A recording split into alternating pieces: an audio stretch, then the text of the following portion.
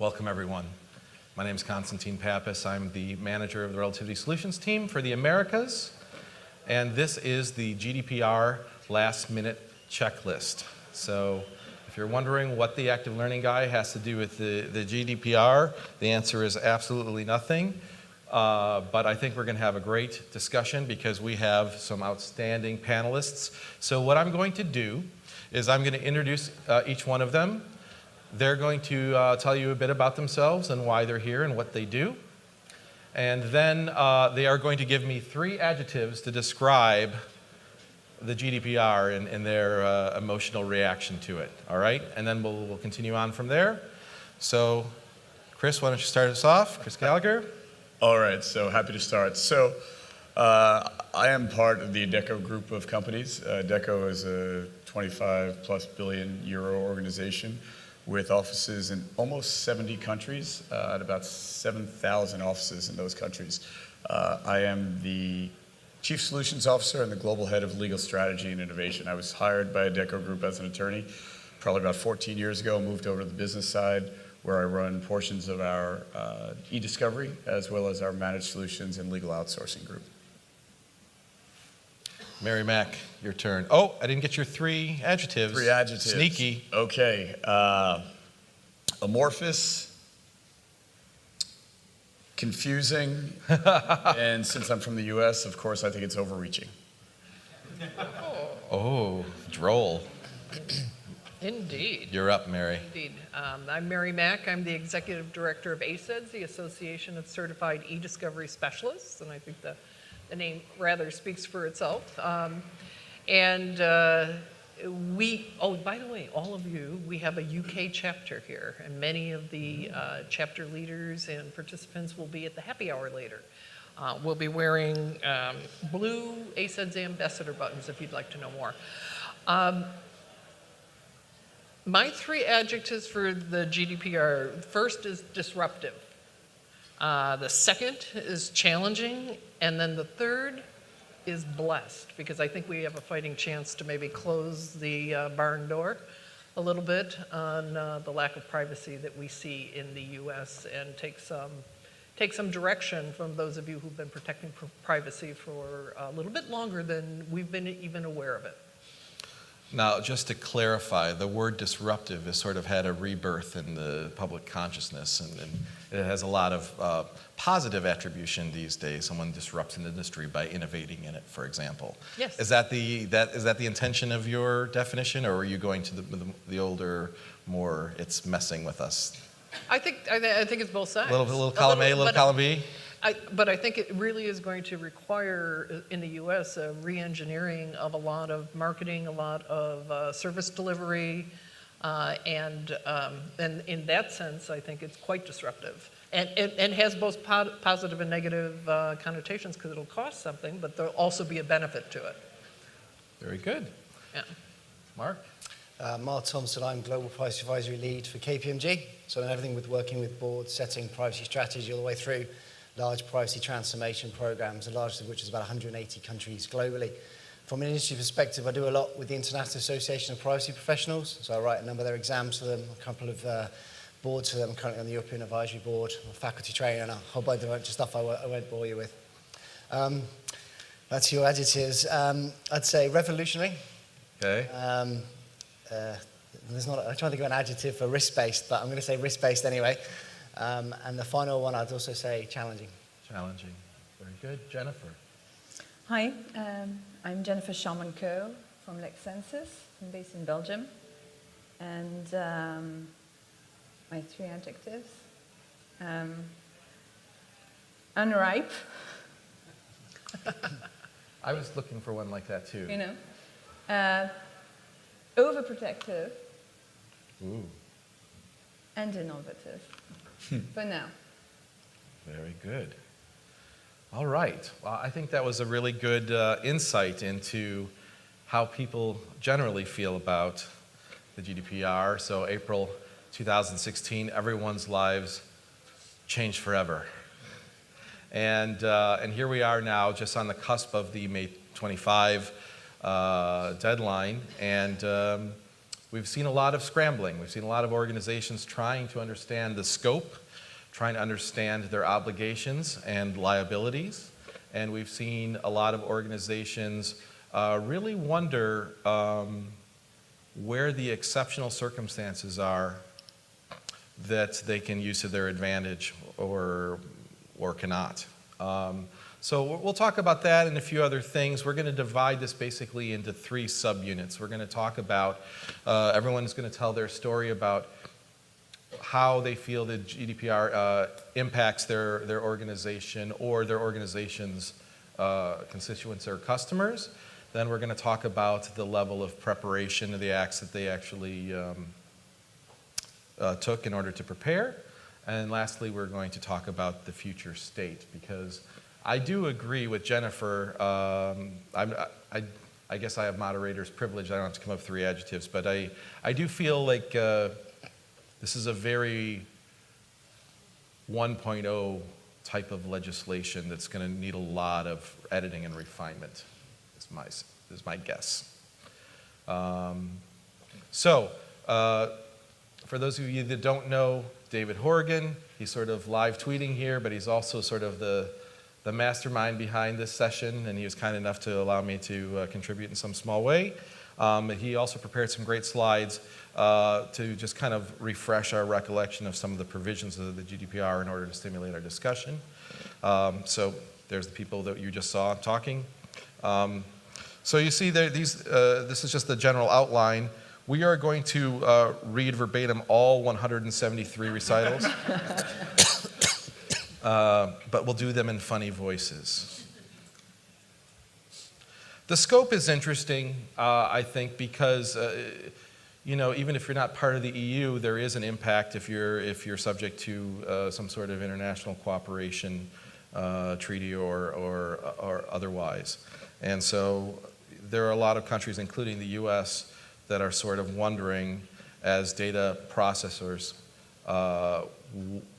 what they're allowed or how reachable they are, I guess is the best way of saying that. So I just wanted to put this one up there really quick. Definitions. I wish I had been around when they had created these definitions, because I think controller is a very strange word for what their role is. But I wanted to put these up on the screen because I think we'll be using these terms as we discuss things, and I wanted to make sure everybody was on the same page. So my understanding is that controller is really the collector of the personal information.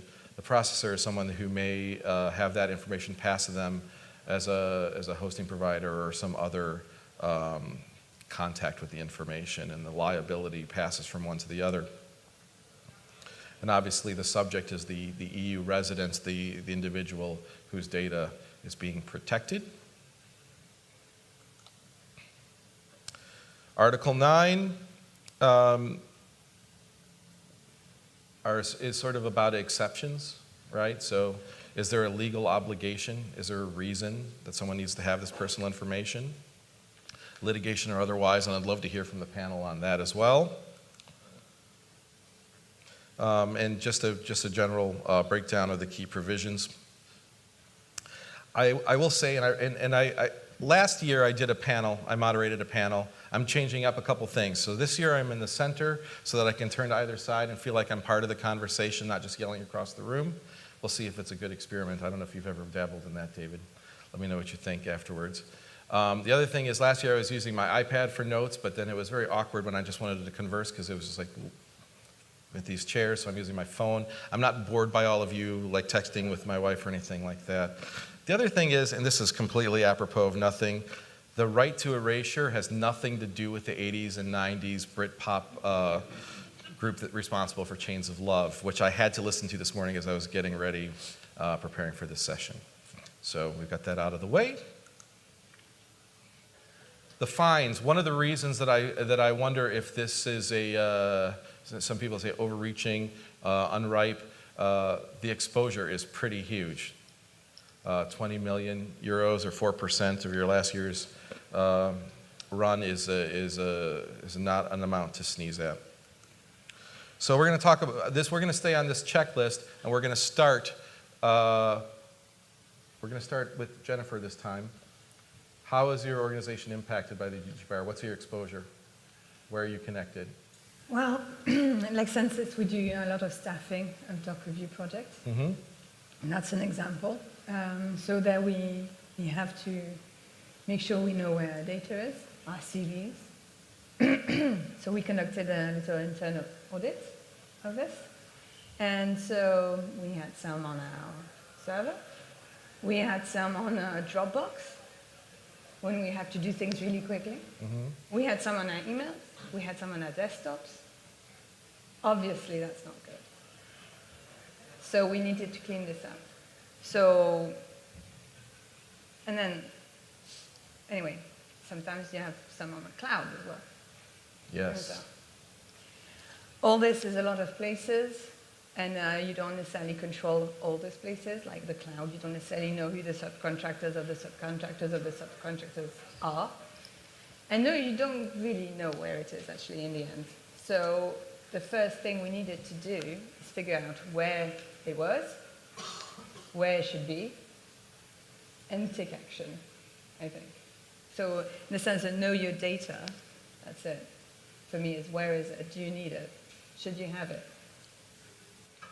And as we go through these, I would really love for people to talk about their organization's role as a controller versus a processor, because they are kind of different things. So for Relativity, for example, we do a bit of both. I mean, we do have employees in different parts of the EU, and so our HR department has to worry about things as a controller, whereas as a processor, we have Relativity One. You might have heard something about that, where we're clearly a processor, that other people are collecting the information and we are just simply hosting it and have access to it. So let's be mindful of that. And also, like, this is meant to be a discussion, so if you hear something that's interesting, feel free to jump in and respond. We want to make sure that we keep it lively. Sure. Go ahead. I think it's worth setting the scene a little bit, so I'm just going to take you on a kind of little GDPR safari. So if you start on the left-hand side, you've got the emus. It's never always emus or ostriches, the animals that bury their head in the sand. And there are lots of organizations out there that are still absolutely doing this. My inbox this morning overnight, I had 6 companies emailing me from around the world asking, whoops, we haven't started. We think this maybe is an issue. Should we do something? Can we have a conversation? So you're definitely seeing a lot of emus out there. There's quite a lot of donkeys, and the donkeys are the ones that are sitting there saying cybersecurity and privacy are the same thing, and therefore, you know what, we're not going to do anything different because we spent $100 million on our cybersecurity program, so we're all good, thank you very much. The next group are the armadillos, and these groups have gone out, they've hired lawyers, and they've buried themselves in legal documentation floor to ceiling. Documentation looks very nice, it's not a close reflection of what's actually happening operationally on the ground every day. A little bit further on, you've got the cheaters, and the cheaters have picked up on something, and it's actually often the inventory gazelle, i.e. where is your data? And they're chasing the inventory gazelle around the savannah. Maybe they'll get it, maybe they won't, but they're spending a lot of energy, time, and money trying to get there. I love this so far. Keep going. I want the whole zoo. The next ones are the lions, and the lions are the ones that are out there saying how great they are at privacy and how they're going to be fully compliant by May. There's only a couple of lions out there, but actually the lions haven't realised that they're no longer operating in the African plains and operating in the North Pole, and actually the polar bear is the king of the jungle out there, and they're in for a nasty shock at some point. And finally, you lost my train of thought. Finally, got the foxes. Finally got the foxes, and the foxes are the ones who are kind of being cunning, risk-based and pragmatic, recognising they can't get there by May, and it's a long-term evolution, and privacy's for life. So just in terms of knowing your data, we've got clients who have got very simple infrastructures and landscapes, and so have just gone and completed very simple Microsoft Excel type of spreadsheets. We've then got ones who, as far as they've got, and they've been spending a lot of time, effort, and money with 60 people running around trying to get to a place where they understand what data they've got. They've figured out so far they've got 250,000 systems. They don't know what they're for yet. They just know they've got 250,000. I was with a pharmaceutical the other day, they've got somewhere between 5,000 and 7,000. So there's a long, long journey for people still to go to understand how and what data they've actually got. Anyone want to bounce off of that? So we, as a global organization, definitely did not have a simple path. Like you, we do everything from staffing to managed solutions to outsourcing. In the US and the UK alone, we employ over 1 million people every day. So if you think about the number of employees and the touch points of the data coming in, For us, this journey started about a year and a half ago. I was lucky enough or unlucky enough to be brought in because they assumed, well, he was an attorney, I still am, but now he's on the discovery side, so he must know something about data, so he should be part of the global GDPR group. But you still have to do your full-time job. So that was fun. Our global GDPR group, of course, was not out of the US or even the UK. It was out of Zurich, Switzerland, where we're based. So that made the phone calls extraordinarily at 4 a.m. It made you really happy to be part of it. But as we were going this, the first thing we realized that we had to do, and you've probably heard this a lot, is create alignment. We had to get all the business unit leaders, we had to get all the presidents, we had to get everyone inside of the organization understanding why this was important. So because most of the business people are the ones that are going to your point, documentation is nice, but if it doesn't match what's happening on the ground, then it's of no use. So what was the quickest way to raise awareness? It was to put up that slide that he had earlier, 4% of gross revenue, 4% of trailing financial 12 months. That could be our potential exposure to this. So that started getting people to pay attention. And then like many, the next thing we started to do is the data audit. Is trying to fully understand not only where all our data currently is, but where the touch points are, where we're actually collecting that data from, where those control points was, in order to start looking at, okay, how are we getting this data into our company? And what we realized was there was a ton more touch points than we realized, a ton more websites, and what's worse, just like information governance, that was the buzzword from 3-4 years ago, 5 years ago, where people initially started doing these data audits. Now when we first started doing it, we also realized something else that was really disturbing. How many people had access to this data? How many people internally had access to confidential data or data that under the GDPR would be considered private, personal data, where again in the US, personal data would pretty much have to be your social security number and your birthday along with a credit card number for us to say, all right, this is really personal data. Here, it can be anything from a geographic location to an IP address. So again, getting those things and getting people to understand, number one, with alignment, what is PII? Number two, where the touch points are. I think that was really eye-opening for people. And that happened within the first 3-4 months. And then that's when the hard work started, where we had to start looking at, well, how do we encrypt this data in order to comply with all the different things if people want us to onward transfer?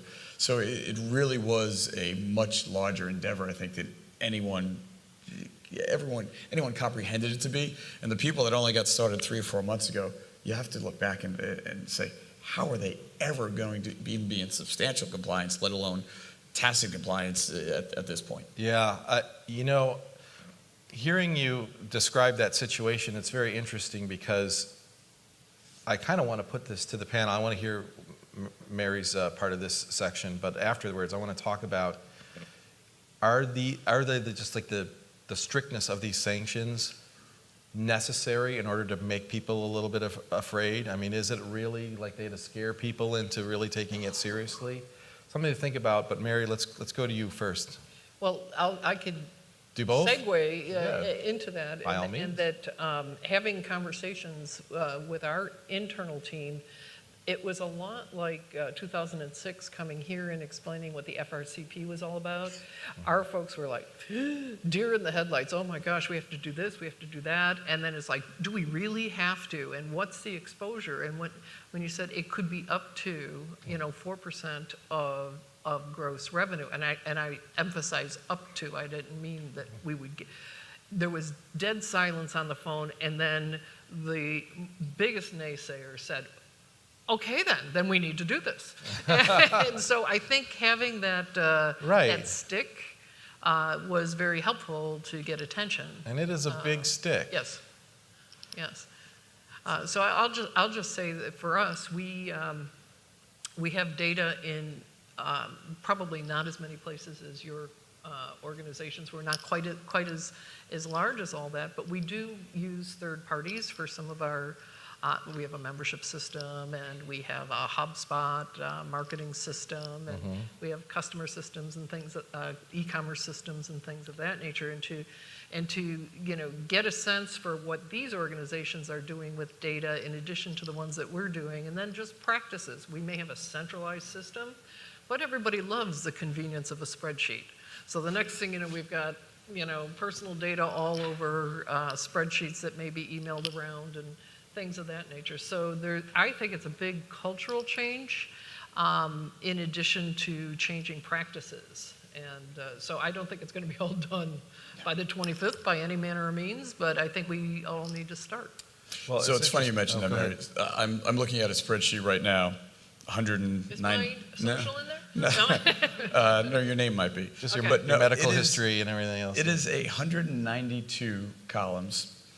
And to your point, it is our internal GDPR kind of checklist.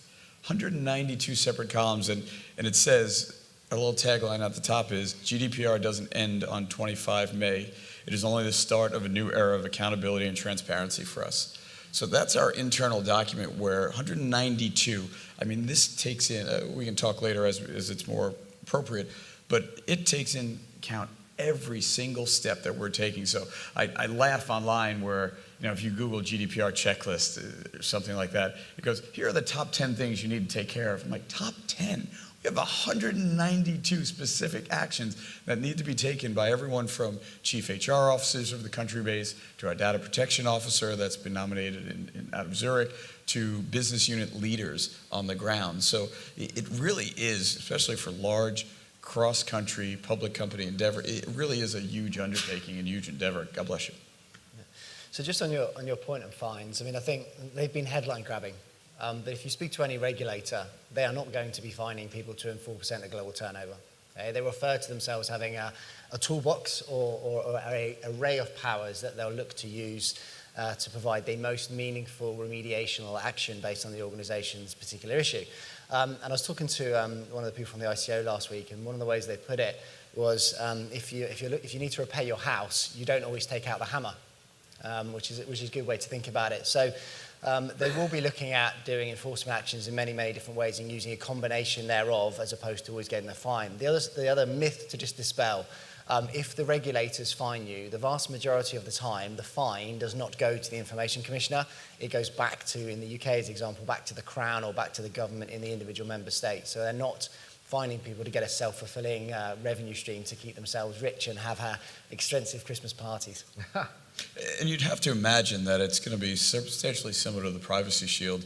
When that whole debacle with Safe Harbor and the Privacy Shield came about, most countries' data protection officers said, listen, we're going to give everyone a hot minute. We know this just went into effect. We're not looking to impose fines right away as long as you're making movements towards substantial compliance with the Privacy Shield. Our goal is not to stop international commerce. So you'd have to imagine that, again, documentation does go a long way, not the end-all be-all, but you have to imagine if you're taking substantial steps that May 25th is going to come about and they're not going to say, all of a sudden somebody's not going to be auditing every single touch point on your website, every single interaction that you have in terms of privacy. So you have to imagine that you do have some time as long as you're working towards that end goal. And I think that's the refinements we're looking at. Jennifer, you're up. I also think that there might be a difference between the data protection authorities depending on the country you're in. I think not everybody in every country is going to be treated the same at all. I don't think you're going to be able to talk about this approach of the ICO when you kind of come to Germany. I don't see it. They've issued some guidelines to define lots of things, including process setting, including people who do software maintenance and etc. And a lot of those guidelines are actually more stringent than the GDPR. So that actually brings out the color also culturally of how things are going to be treated locally. Yeah, and a lot of the regulators are, there's fundamentally different views from the regulators about what privacy means, and it's driven from culture. So I'll give you a really simplistic example right now. If there are any people from Sweden in the room, if I were to ask how much you get paid, you'd probably tell me because it's publicly available information. You can look at how much your neighbour gets paid in a newspaper, potentially. So the way they approach privacy is very different because of their culture and their background, and the regulators are coming at it naturally from their own cultural background and demographic. One of the key things the regulation was attempting to do was ensure consistency. So when Germany is making an enforcement action and the UK is making an enforcement action, if they're the same things, the fine or the remedial action should be identical. Okay, so what they're doing at the moment is some of them are, let's say, vying for position. So some of them are trying to kind of set the bar quite high, while other ones are trying to be more pragmatic and lenient. So in theory, it should come out somewhere in the middle. But there's going to be a lot of a lot of action that's going to go up to the European level to set what actually is the right answer to these different positions based in different jurisdictional views, and how can they set that consistent foundation and baseline. And if there is a fine, I do imagine 1 second there's going to be said, okay, I'll pay now then. Yeah. I don't see that happening. Well, this just comes back to common sense. So Yeah. if That's going to hand over 4% of Yeah. your earnings. Yeah, ask you go for 4%, see if they give it to you. and this is the point. If 4% someone, of my earnings is not worth pursuing, probably. But no, I wonder, though, to me, yeah, I think the sanctions are really kind of scary, but also just the level of control. So, Mary, you were talking about these different vendors that you're working with that are basically processors. Right. And GDPR basically makes you liable for their processes. You know, you have to oversee and make sure that they're compliant. And like, how much control practically can you take in that situation? I mean, certainly when you engage them, there are, you know, certain contractual obligations you can place on them, and there are other restrictions or demands you can make as far as how they interact with the data. But like, to what extent are you able to dictate and sort of run and monitor their business?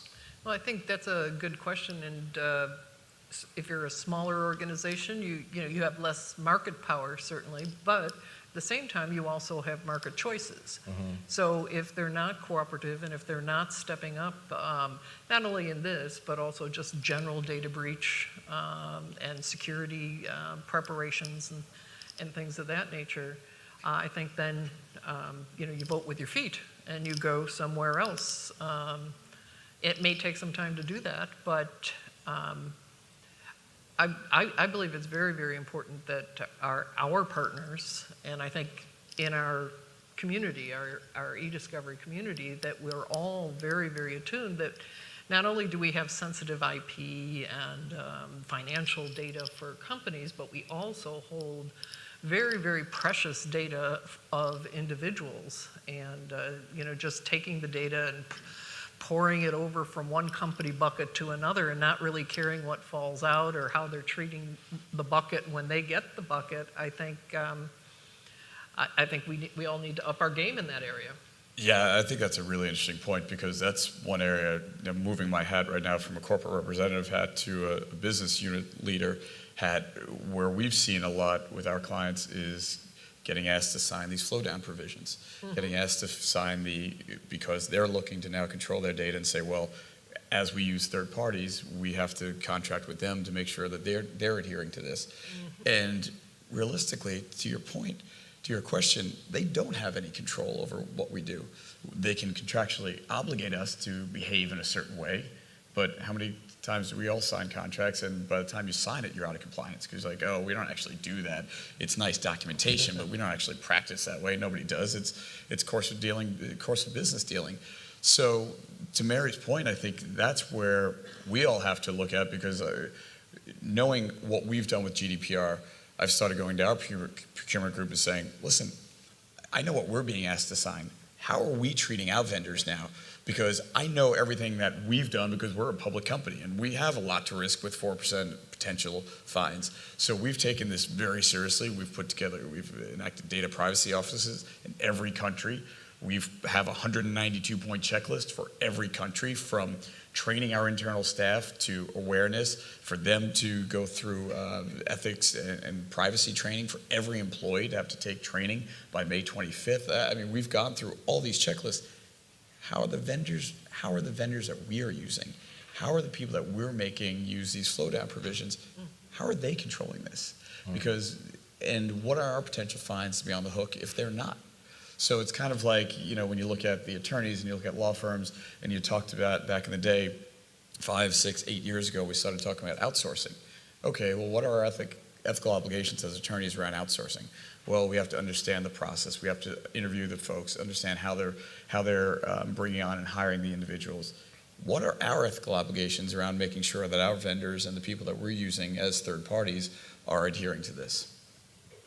So we've sort of segued into our second unit here about the actual preparation that we've taken, but I want to make sure and this list that we have up here is obviously partial. I mean, you have 190 yourself, and just like those recitations, we're not going to read all 190 of them. But let's go through a couple. Let's give me 3 or 4 of your biggest priority action items in preparing. Jennifer.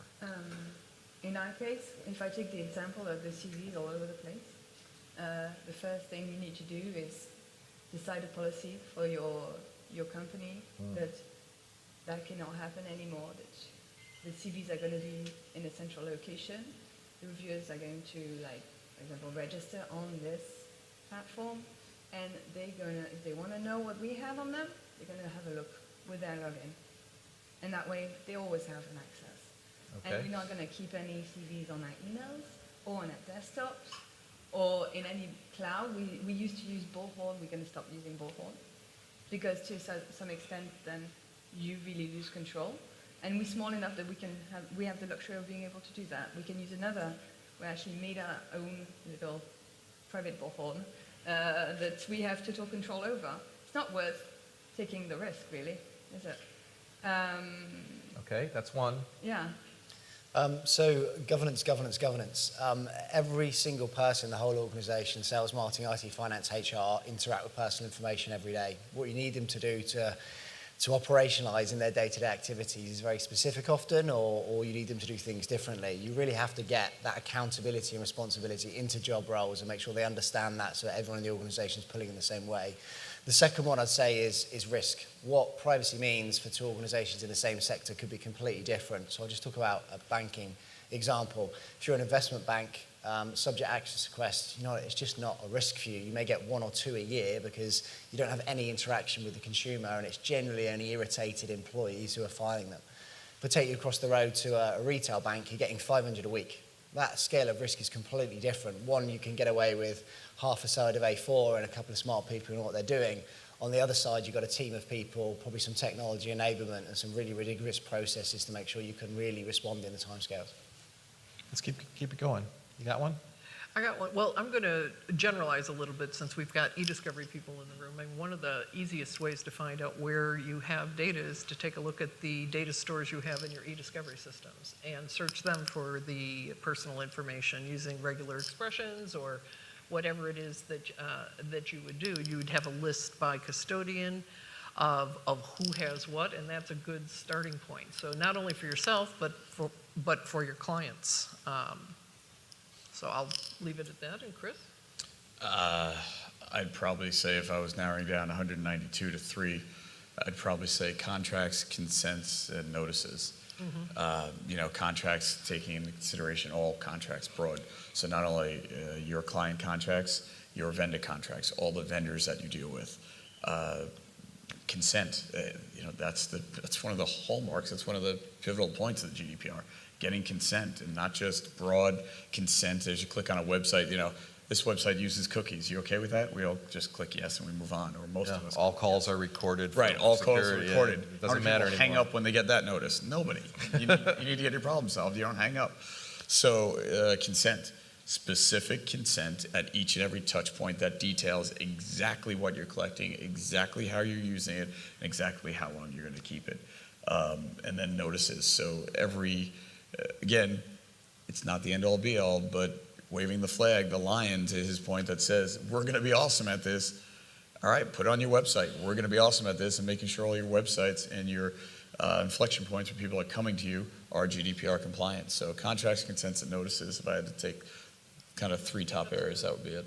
The one I haven't heard yet is data protection officer. So what do you feel about that? A, nice to have or necessary, and B, do they need to be dedicated to that function, or can they, because you're talking about like how a lot of you had to do GDPR compliance, but it's like a second job for you at night, right?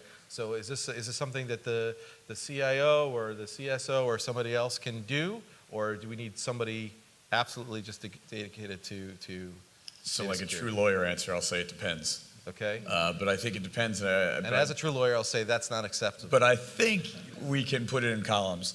I think Mary would probably say, and I would agree, for a company that's more towards her size, that it can be somebody that's already in a role like a general counsel role or a chief compliance officer role or even a chief human resources role. For a company that's a global organization or a public company, I think it's a must-have. I think it's a necessity. I think there's probably one head DPO, and then I think you have country-based people that are that privacy officer. I think, again, when you're looking at potential of 4% of revenue, even though the likelihood of a total 4% fine would have to just be, you would have to be blatantly skirting every single, nothing. You've done nothing for the GDPR probably in order to get a 4% fine. But just having that potential, why not? Yeah. It's very small. It's a very, very small insurance policy. Right, and I think for smaller companies, it's important that that person not be like a part-time person or a clerk or something like that. I think that the person has to have some sense of proportionality of, Yes. to borrow a term from another domain, to know what's important, and then that to be able to liaise in country with the people on the ground that know what the practices are, not just the policies, and know the people to go to, because this is all a new thing for us to go this way. We've been, shall we say, maybe not as compliant with privacy in the past in the United States, and I don't think, I think that there are some of us that know our way around a little bit better than others, but I think in large part people are finding their way for the first time. Sure. Yeah. I think to your Yeah. point, they must have the gravitas. They can't be Yeah. part-time. If you're going to ever fight a fine or make any stand, you're going to have to say this person's not part-time. They have the gravitas. They are somebody that can tell people within the organization and create alignment. Institutional authority is Yes. the way I look at it. Gravitas Exactly. is a good way. I think you've got to Go for look it. at, there's a big difference between a chief privacy officer and a data protection officer. And this is something that seems to get lost in translation a lot of the time. So a data protection officer is designed to be an independent entity within an organization which supports the highest level of management and has the right skill sets and resources to execute their role. Their primary focus is actually the protection of the individual's data who the organization is processing. Okay? So if the organization is doing something that they shouldn't do, the data protection officer says, don't do that, they, in theory, should go to the regulator and say, you know what, the organization I work for isn't doing the things I'm telling them to do to protect the individuals, and there's a high risk of harm. That organization then generally doesn't have a right of recourse against that data protection officer. Okay, so there's a big difference between that and a chief privacy officer, who's someone who's there, who's designed to make sure the organization can create value out of the data, but manage the risk at the same time and operationally manage everything that's happening day to day. So it's important to understand the distinction between the two. They can be one and the same person. The privacy officer, the data protection officer role can be combined where there is truly evidence that it is an independent role that isn't conflicted. So CIO's example is just kind of 18 months ago, they came out in Germany, one of the German regulators, and said the CIO was an incompatible role already and levied an enforcement against an organization. So when you're appointing these people, do be very mindful of where is that independence perspective. That's an excellent point. If there's an inherent conflict in the role. Jennifer. Yeah, I tend to agree with everything you all said. Come at the end, I think you might need one person to do only that, depending on the size of your company, one or more, on a team, depending on the size of your company. But if you're a small company and you don't have millions of people working for you, you might be able to do this at the same time as being the general counsel or the compliance officer. I think having a legal background is not a bad idea. I think that one other thing to say is that you don't necessarily need to appoint a data protection officer. So if you're a small organization, you may not need to. Now, that doesn't mean you don't need people who are managing the privacy risk associated with what you're doing every day, but the formal appointment of that specific role you may not need to do. So how is the scope of this position related to the ability or the requirement or the likelihood of the organization to have to field direct requests from the data subjects themselves? So, if an EU citizen contacts your organization or your client's organization directly and says, I want a full disclosure of what you have of mine, or I want you to erase what you have of mine. There needs to be some infrastructure in place in order to accommodate those requests. Does this greatly expand the role of the data protection officer? Does it really not matter? Is it an ancillary service or department? How do you set that up? We'll start on this side again, because I'll continue with my same example. If you've done your cleaning job, that should be fairly easy. If you haven't, then it's a nightmare. If somebody asks you to delete their name and you've done your cleaning job, their name should be just on one place, and then you just delete it, and then you show that it's been deleted. You need to be able to document it. But that's it. If you haven't done it, and it's the same. They want to know the information you have on them. It should be in the same place, the one place. but if you're the processor, you may just point them to the controller anyway, right? So I'm just kind of curious how this breaks down. Mark, go ahead. Yeah, sure. So I think when you talk about global companies, there is the local systems, the global systems, the regional systems, and all the stuff that's in the cloud that no one knew about. So there's just data that's moved everywhere, and it's used for so many different purposes when it was originally collected. I think organizations have got a real challenge, because when a subject access request comes in now, people are generally asked to pay a fee. Some organizations waive it, but you get about a 40 to 60% drop off immediately as a result of that request. As we're moving into new worlds, I call them intrigue requests. I'm interested. I now don't have to pay £10 or €10 or whatever it is. So you know what? Click an app on my phone and send it off, because you know what, I can. Or you get a bad customer service and you're irritated. Click, send it off, because you know it's going to cause that organization a little bit of pain. You're then moving into the whole transformational use cases that the GDPR provides. The first is around annual events. So I've got a car, and my car, a little insurance device in it, and however fast I drive or however slow I drive, my insurance premium changes because it's based on telematics data. Now, if I want to change my car insurance next year, which it does because it renews every year, do I really want to go and try and get that data from the organization and figure it out, or figure out in a portal, or go on a portal and type in all my details again and again? Wouldn't it be far easier to go on an app, click a button, have all the information sucked out, click another button, send it off to 15 organizations and get all those quotes back and choose the cheapest one? So the whole use cases around the access and the use I'm going to choose those rights is going to transform. Final one is annual, and these are lifetime events, getting married, moving house, those sorts of things. You can, again, if I can execute that right very easily and efficiently, I'm going to do it. So it's really going to transform the way as individuals we are starting to access the data that companies hold on us. If you don't know your data, if you do not have control over your data as an organization and be able to provide that across the depth and breadth of everything you do, wherever that personal information is, you're going to have a very significant challenge. I have to say that it hadn't occurred to me until just now that people would be using it vindictively just to punish people. And now I have lots of ideas for my own personal I think hobbies. you're allowed to ask for payment if it becomes abusive, though. Yes. Well, yeah, and I'd like to put a pin in this, because when we talk about the future, I think this is one of the things we're going to have to anticipate if we five of us are going to design the GDPR of the future. But first, to you, subject direct access. What do you think? Well, I think that all of us work in a community where we're oftentimes requesting or responding to requests for data about individuals. And so it's kind of odd that we'd be so shocked that people could ask us for their data. True. Themselves. Yeah. And so it's like the shoe is on the other foot.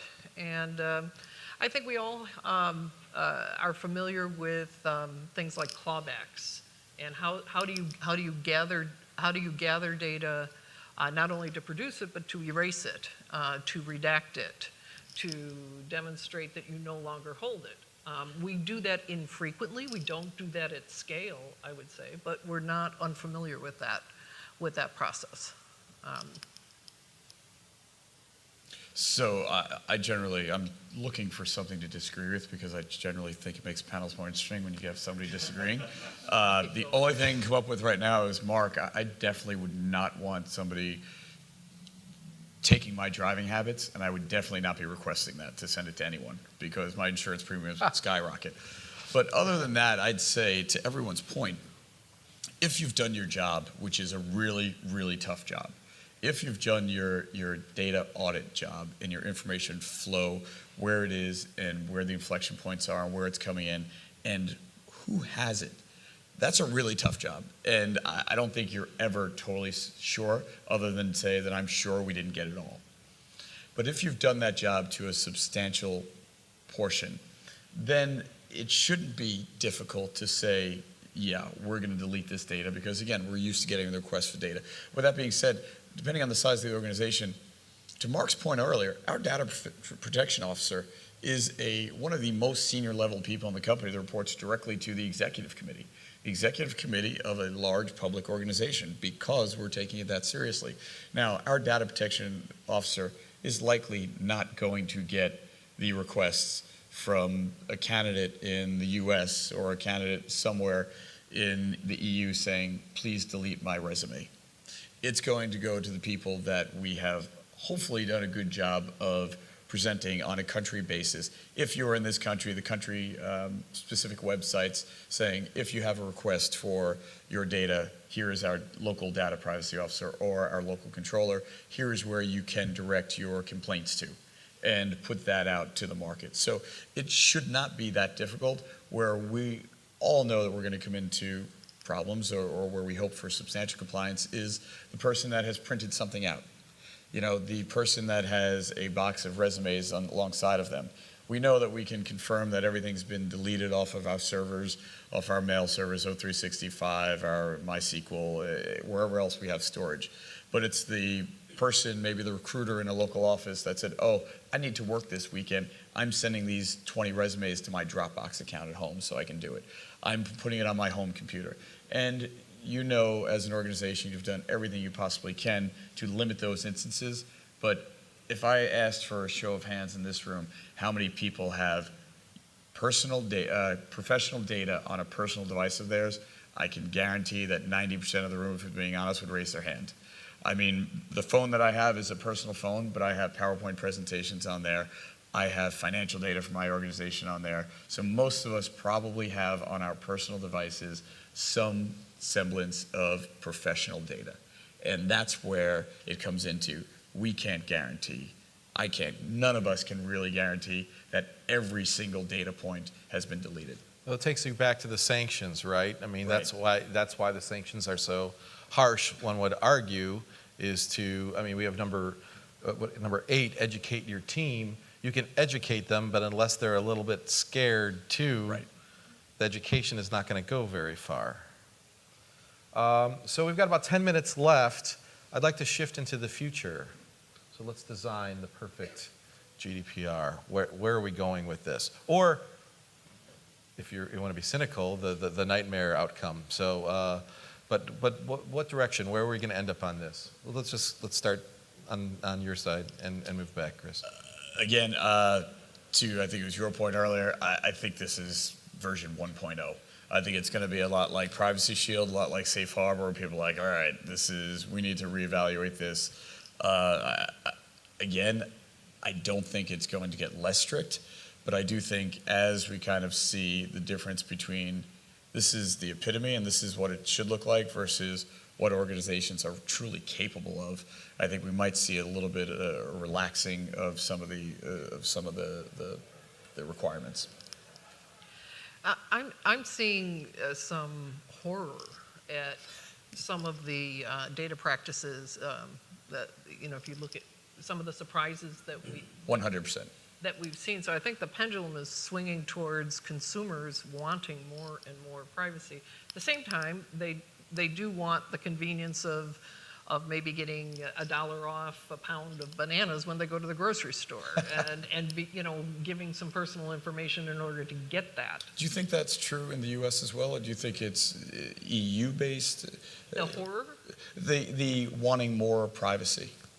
I actually think in the EU or in the U.S. we're seeing a shift towards huge reputational damage. If you look at the numbers of approvals for example, Facebook, for some of the things that have come out over the last couple of months, the approval rating has plummeted, and so they've got to re-engage and re-earn some trust, I think, for that to come back up. And I think if you look at millennials, in the U.S., the surveys I'm seeing is that they do very much value privacy. Fair point. And they selectively give it up.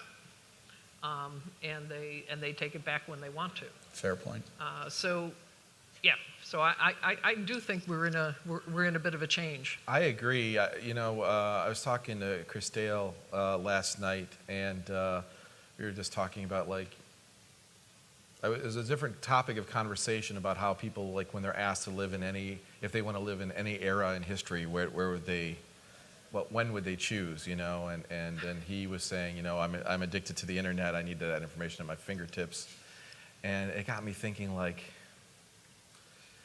I don't know, maybe the cost is too much. Maybe I'm just being nostalgic, but sometimes I kind of wish that I was a little bit more off the grid. And I think that's where you're kind of heading towards, is we became so enraptured with the convenience of so many different things, and now we're realizing the costs. And I think that there is a bit of a pushback in the States, a trend that people are starting to feel like, okay, some of this is a bit too much. Some of the targeted ads that know me better than I want them to know me. Some of these other things, how secure is my data? And then there's, like you mentioned, Facebook, but there's also these, Amanda talked about, other folks have talked about these chain attacks where blockchain attacks target and other corporations where, they're very, my family doesn't, Target is basically a department store with groceries and a bunch of other things in the States. And we go there several times a week. The idea that one day they announced that millions of people's credit card information had been inadvertently released. I mean, that's terrifying, right? And so I think that's my take. I'm jumping in as moderator to pontificate for a second, but I'm basically agreeing with you in a much longer version. Go ahead. So we did a piece of research where we surveyed 7,500 people globally, looking at where was the line where organizations can cross, where it becomes they feel like their privacy is being invaded. So we posed scenarios such as you're driving down the road one day and the billboard on the right-hand side changes and serves you an advert with your name on it and gives you an offer for the breakfast cereal you're eating this morning. Is this crossing the line or not? Okay. So 80% of people in the UK said it was creepy and crossing the line, didn't like it. 60% of Chinese people thought it was really cool. Okay, so there is a huge cultural dynamic of it, but some of the really interesting stats were 85% of people felt they had less than sufficient control over their personal information. Okay, so pretty much across the board. You saw slight variance in markets. The other interesting thing was people would make a sensible, conscious decision to give up their right to privacy for a discount on a product. So one of the scenarios in that was a discount on a television that got more and more more and more discount as the increased monitoring took place on that TV, all the way up to free television. You can track every single button click. Which country do you think was most likely to take that television? Okay, Finland. Okay, so a lot of the things you expect around privacy don't actually come out the way you expect them to based on culture and background. Jennifer. The way I see the world is moving is the data is now a commodity. That it's actually, you can pay with your data rather than pay with money. And everybody's doing it, but I'm not sure that they've realized that that's actually what's going on. So that's one thing. And the second thing I would say about the GDPR of the future, the one we hope, I would like a lot more nuance in there, because I think it's all very black and white. It's all very childlike, in a way. It's like a child growing up, everything is good or bad. But what about the in-between, the real life? Like you were saying, how can you be sure that everything has been deleted? Well, you can only pray that, at some point. And it's not because you've taken all the reasonable precautions. I think the problem is, there's nothing about reasonableness in there. Nothing about proportionality. Fair enough. Nothing about reasonableness. You know what I mean? And Yeah. I think it's like a child. It's black or white. It's very It needs to grow up a bit, yeah. you know? Yeah. The only thing you hope is that you educate the people enough, but educating them, Yeah. to your point, you can educate the senior business leaders, but to somebody on the ground, short of losing their job, if they take something home, how are you really going to impart on them how important this is for your organization as a whole? I guess the worst you can do, and the best you can do, if you really want to protect yourself to the max, is to use the discovery methods that we have to detect data that should not be in a certain place. And then you have to spy on everyone. So great privacy, So there goes I don't know privacy. what to say. It's Challenge like, accepted. you know what I mean? Yep. So we have about 3 to 5-ish minutes, if I'm extrapolating here. I wanted to give the opportunity for a couple questions from our folks out there. Does anyone have a question for the panel? Yes, sir. So, buzzword is obviously AI, right? So AI is a big buzzword right now. And I've read articles on both sides of the fence how GDPR may stifle the AI because of the data is being protected. I've heard other people say no one's going to stop people from moving everything forward because it's not just about law and it's not just about e-discovery. So I'd like to hear your guys' position on how this impacts AI, whether it be V1, V2, V20. So there's kind of two pieces. One is kind of robotic process automation. So this is taking human-operated processes and getting a robot to do them. Okay, that one isn't fundamentally changing the way you're doing or processing the data unless you're making decisions in it. Where you're making decisions, there's a more interesting thing.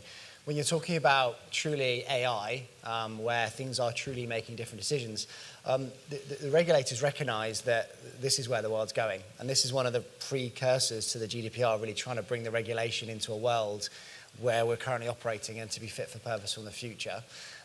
Where the AI is set up and privacy by design from the start is built into it, you shouldn't really be limited to doing anything within reason.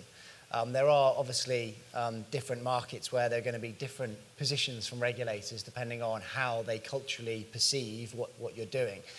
What works in the US from an AI perspective will not highly likely probably work in Germany if you plug it and playing a lot of the time. And you're seeing that from a lot of the ways that some of the big tech companies have gone into Europe and done something which they've done in the US, and the regulators are jumping up and down about it. Excellent. One more, I think. Oh, did you want to jump in? Yeah, I think that in the development of AI, that there's going to have to become an ethic to anonymize or pseudonymize data from the get-go and not have these big data ponds and data lakes full of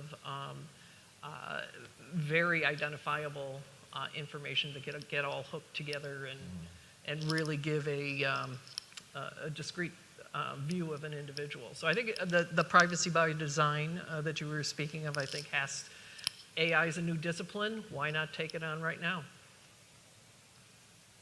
Great. You got one more question?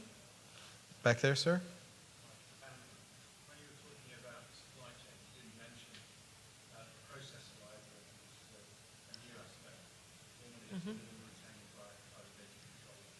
That may have an impact in contractual negotiations with your suppliers because you used to ask for a full indemnity for them. With Unity, will you put them in connection? So, broadening out the question, that's like one unintended consequence. Are there any other unintended consequences you see? Did you guys get that? Unintended consequences. I think there's going to be lots of unintended consequences, and obviously being advisory side, I see the way clients have implemented things, and I see the good, the bad, the ugly, and frankly the insane, where clients have just gone and done completely bonkers stuff, and you're sat there going, if a regulator comes and audits them first and thinks that's the baseline and where organizations should be doing and try and compare that to everyone else, we're in trouble. So I think as we move forward, the next kind of 6, 12, 18 months, when the regulators actually start executing audits, that's where I think you'll start to see some really quite interesting, quirky things come out from regulators. Okay. Oh, yes. This was more just a comment about the data protection officer in that role and just the discussion that it should be part-time. And I just wanted to put out there that being part-time isn't necessarily lack gravitas or institutional knowledge. But it's just, I think it could be a great role for someone who's part-time. Huh? Interesting. Okay. Okay, one more, and then we need to close it up. Yes, sir. What mechanisms are you using to legitimize transfer of protected data to third countries, like say from the US, especially when it's going to a third party, not within your organization? So clients used to want to fall back on a secondary, so they'd have a primary like safe harbor, and then fall back on a secondary such as model contract clauses. Okay, the regulators kind of want people to get off the fence on a lot of things. They really want you to list one legal basis for processing and one mechanism for transfer. So I've seen pretty much everyone's adopting multiple different options. There is a lot of nervousness around Privacy Shield. There's a lot of nervous around privacy contractual clauses and the standard clauses. So people are looking at what one do they back as a primary, and if the whole world turns to chocolate, what is the quickest way they can put something else in place? But a lot of clients are now really, really looking at binding corporate rules as a more sustainable long-term option because it's something the regulators have backed very strongly. Excellent. Well, we are out of time, but I want to thank our panelists. Outstanding job, all four of you. Thank you so much. Please.